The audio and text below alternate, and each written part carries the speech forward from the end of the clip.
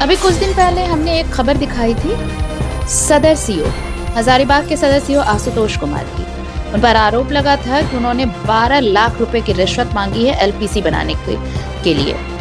ये आरोप लगे, उसके बाद मामला दर्ज हुआ और फिर कोर्ट में भी गया है ये मामला।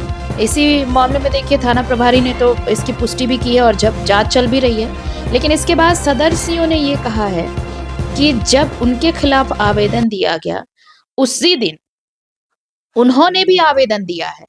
उन्होंने भी आवेदन दर्ज कराया है, यानी एक तरफा खबर दिखाई गई, एक पक्ष की खबर दिखाई गई, दूसरे पक्ष की भी खबर दिखाई जानी चाहिए। तो हमने ये सोचा कि हम दूसरे पक्ष की भी खबर दिखाएं, यानी कि सदर सीओ आशुतोष कुमार क्या कह रहे हैं इस मामले में, वो खबर भी हमें दिखानी है। तो सदर सीओ आशुतोष कुमार ये कह रहे हैं कि एक पक्ष की अगर बात सुनी गई है तो दूसरे पक्ष की भी बात सुनी जानी चाहिए। उन्होंने कहा है कि मामले की सत्यता थाने में जाकर जान लेनी चाहिए। आवेदन जो वहां थाने को दिया गया है वो भी देखा जाना चाहिए। सदर सीओ आशुतोष कुमार ने कहा कि कागजात की जांच की जाए और पूरी जांच हो इस मामले की।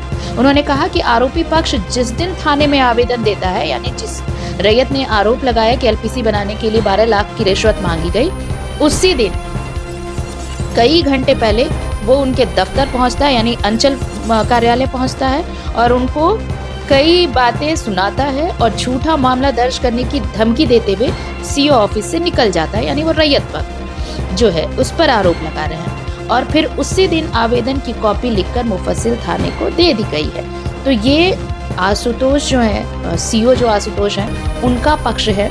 उन्होंने कहा है कि भाई अगर आपने ये दिखाया है कि 12 लाख की रिश्वत मांगी गई और अगर एक पक्ष की खबर दिखाई जा रही है तो दूसरे पक्ष का भी बयान दिखाया जाना चाहिए, दूसरे पक्ष की तरफ से भी ये कहा जाना चाहिए। तो सदर सीओ आशुतोष कुमार पर ये आरोप लगा था। अब आरोप के बाद वो ये कह रहे हैं कि भाई ये जांच कर लीजिए कि आवेदन दर्ज करने के ठीक पहले वो अंचल ऑफिस पहुंचे थे, वहां पर उन्होंने बुरा भला सुनाया, झूठा मामला दर्ज करने की धमकी दी और यही धमकी देते हुए वो सीओ ऑफिस से निकले भी थे और फिर उसी दिन उन्होंने आवेदन दिया है। तो ये दोनों पक्ष की खबर है। एक तरफ तो सदर सीओ आशुतोष कुमार पर आरोप कि एलपीसी बनाने के लिए उन्होंने रकम मांगी, बड़ी रकम मांगी, 12 लाख रुपए की रकम रिश्वत लेने का आरोप उन पर लगा है। रिश्वत मांगने का आरोप है उन पर कि 12 लाख रुपए बतौर रिश्वत मांगे गए थे और इसी को लेकर मामला दर्ज कराया गया। अब कोर्ट में भी ये मामला डाला गया है और उसके बाद अब देखिए थाना प्रभारी जो है वो ये कह रहे हैं कि थाना प्रभारी ने जांच मामले की पुष्टि की है और जांच आगे बढ़ा दी गई है। तो इसी में अब सदर सीओ भी कह रहे हैं भाई कि उस दिन क्या कुछ हुआ था ये भी जान लेना चाहिए था और थाने में ये आवेदन जो दिया गया है, थाने को दिया गया है, वो भी जांची जाना चाहिए, वो भी उसकी भी जांच होनी चाहिए।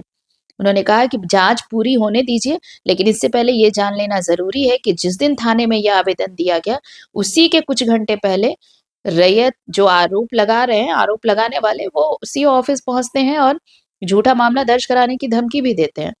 तो ये दोनों पक्ष एक दूसरे पर आरोप लगा रहे हैं। अब तो देखिए जांच आगे बढ़ा, अब इंतजार करना होगा कि जांच में क्या सच सामने आता है। तो इंतजार है कि क्या जो आरोप लगे हैं कि एलपीसी बनाने के नाम पर 12 लाख की रिश्वत की मांग की थी सदर सीओ ने, आशुतोष कुमार ने, वो सच है या फिर सदर सीओ जो कह रहे हैं कि उन्हें धमकी दी गई थी, कि बुरा भला कहा गया था और ये कहा गया था कि झूठा मामला दर्ज कराया जाएगा और इसी के बाबत झूठा मामला भी दर्ज कराया गया। तो क्या ये सच है? अब तो इसका फैसला पुलिस की जांच रिपोर्ट ही करेगी। तो इंतजार कीजिए जांच रिपोर्ट का।